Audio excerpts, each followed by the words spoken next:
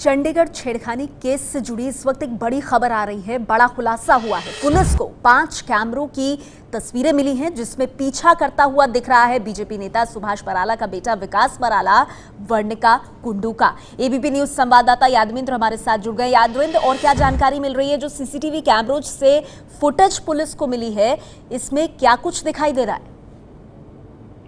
देखिए, पुलिस के सोर्स बताते हैं कि जो 5 कैमरे हैं उनकी जो फुटेज सामने आई है उसमें नजर आ रहा है कि विकास बराला पीछा कर रहा है वर्णिका कुंडू का।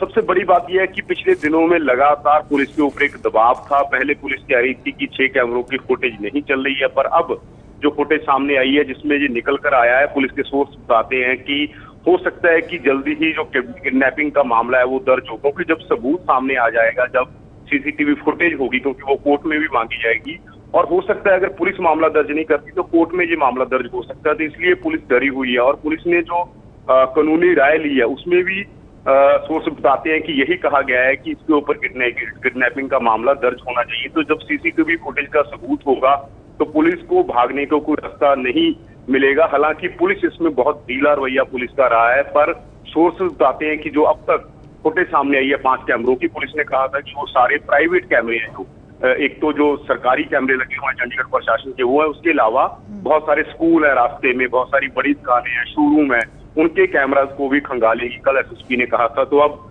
देखना यह है कि पुलिस कब तक इस मामले में कोई बड़ा एक्शन लेती है, पर सोर्स बताते हैं कि 5 कैमरों की सीसीटीवी फुटेज सामने आ चुकी है।